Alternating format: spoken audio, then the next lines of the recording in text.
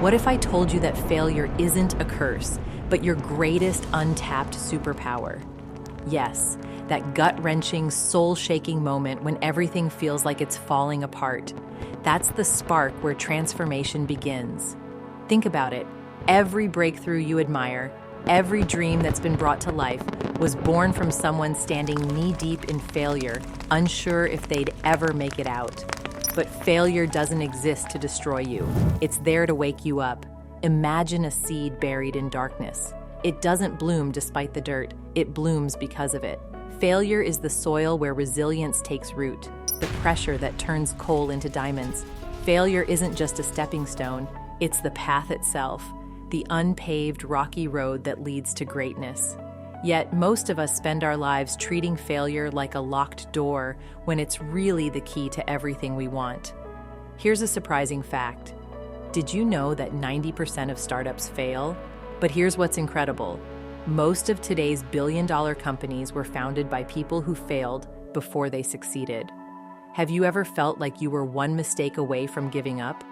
What if that mistake wasn't the end, but the beginning of something extraordinary? Today, we're exploring the hidden power of failure through stories of people who turned disaster into triumph, timeless wisdom from history and philosophy, and practical steps you can use to transform your setbacks into strength. By the end of this video, you won't just see failure differently, you'll see yourself differently. So, if you're ready to stop playing small and start turning your struggles into strengths, let's dive in. Studies show that 70% of people avoid pursuing their goals because they're afraid of failing. Think about that. Most people hold back not because they lack talent, but because they're trapped by fear. Imagine you're standing at the edge of a cliff, afraid to leap because you can't see the net waiting to catch you. That fear, that hesitation, holds more people back than any actual failure ever could. Let's face it, failure hurts. It's that gut punch feeling when your plans unravel, your efforts fall flat, and the people around you look on with silent judgment, or worse, pity. Imagine a young artist who pours years into a masterpiece, only to have it rejected by every gallery. The despair, the self-doubt, can you feel that? Now, imagine if that rejection was just the beginning of their story.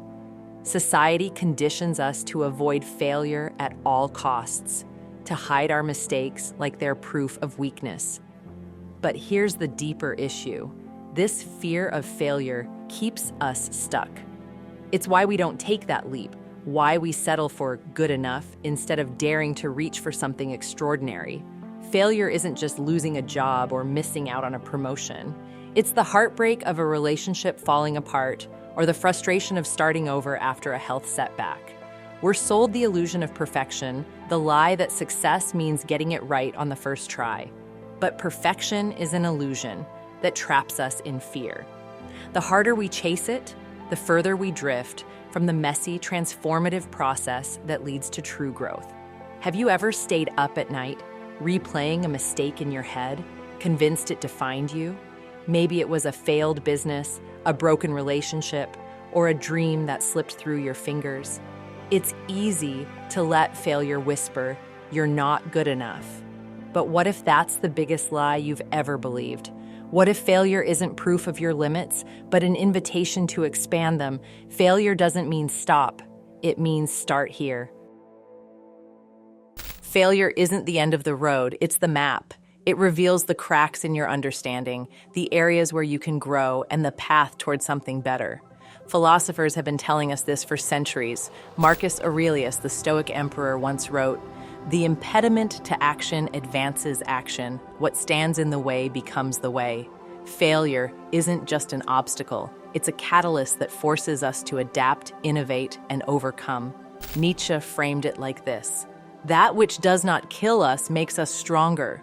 It's not just a motivational quote. It's a reminder that pain refines us, shaping raw potential into resilience. In psychology, there's a concept called the growth mindset. It's the belief that abilities can be developed through dedication and hard work. Failure isn't the opposite of growth, it's the catalyst.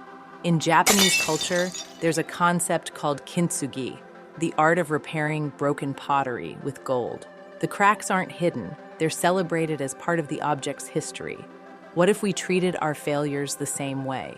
What if, instead of hiding them, we used them to tell a richer, more inspiring story? History proves this time and time again. Thomas Edison didn't see his 1,000 failed attempts at creating the light bulb as mistakes. He called them experiments, each one a step closer to success. Imagine Thomas Edison in his workshop, the smell of burning wires in the air, his hands blackened from soot. As yet another experiment fails, he doesn't throw his tools in frustration. Instead, he smiles and says, "Now I know one more way it won't work." Failure teaches us in ways success never could. Success whispers, failure shouts. It forces us to confront our weaknesses and discover strengths we didn't know we had. What if, instead of fearing failure, you embraced it as a lesson? What if every setback wasn't a rejection, but a redirection? Picture this. It's 1903. Two brothers, Wilbur and Orville Wright, are standing on a windswept beach in North Carolina. Every prototype of their flying machine has failed, crashed, crumpled, and ridiculed. People call them fools, but they don't stop. They learn from each failure, refine their design, and try again. And on December 17, 1903, their aircraft takes flight for 12 seconds. Just 12 seconds that forever change human history. Or take J.K. Rowling, rejected by 12 publishers before one finally gave Harry Potter a chance. She didn't let those no's define her. Instead, she used each rejection as fuel to believe in her story even more. Steve Jobs was fired from Apple, the very company he co-founded. Most people would have quit. Instead, he used that failure to fuel the creation of Pixar and returned to make Apple the global giant it is today. Michael Jordan, arguably the greatest basketball player in history, was cut from his high school basketball team. But instead of giving up, he used that failure as fuel, famously saying, "I've failed over and over and over again in my life, and that is why I succeed." And what about you?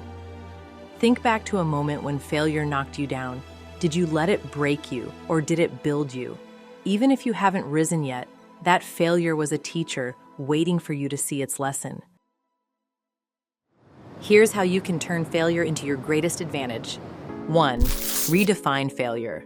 Stop seeing it as proof you're not good enough. Start seeing it as feedback, a signal pointing you toward growth. Turn failure into data. Every setback provides information. What didn't work, what needs improvement, and where to go next. 2. Start small. Take low-stakes risks and build your tolerance for failure like a muscle. The more you fail, the more you learn. For instance, if you're afraid to start a side hustle, don't invest all your savings. Test a small idea first. Maybe you bake cakes for a few friends and learn what works before expanding. 3.